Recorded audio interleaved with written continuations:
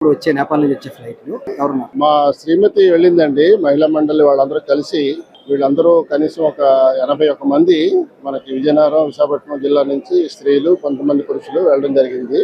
అయితే వీళ్ళు first 5-6 days ఆనందంగానే గడిపేశారు. నేపాల్ లో చాలా ప్లేసులు చూశారు. లాస్ట్ లో ఇక కాఠ్మండు వెళ్లి పశుపతినాథ్ టెంపుల్ అవన్నీ చూసుకుని ఇంకో 2 రోజుల్లో తిరిగి వస్తారు అనుకుండగానే ఇది అనుకోకుండా ఈ సంఘటన జరిగింది మనకి.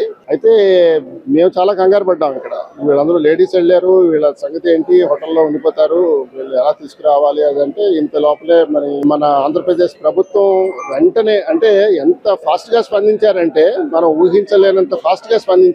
మేము కూడా అనుకోలేదు ఇంత ఫాస్ట్ గా స్పందిస్తారండి. మేము ఇంకా అనుకునే లోపలే గవర్నమెంట్ నుంచి ఈ మెసేజ్లు రావటం, వీళ్ళకి అక్కడి నుంచి మెసేజ్లు అందటం, మీరేం భయపడకండి మేము ఉన్నామని చెప్పేసి ఇక్కడ ఎంబసీతో మాట్లాడడం.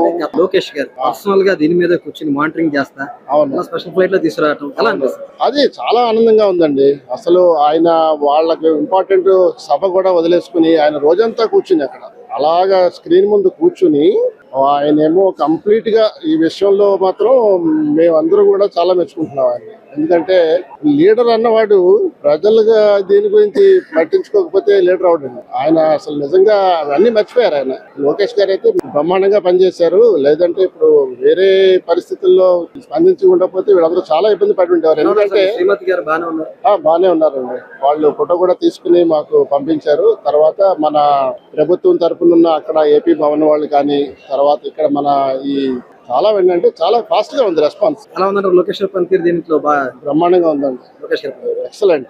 ఆయన మాత్రం నిరూపించుకున్నారు. Excellent. Thank you very much.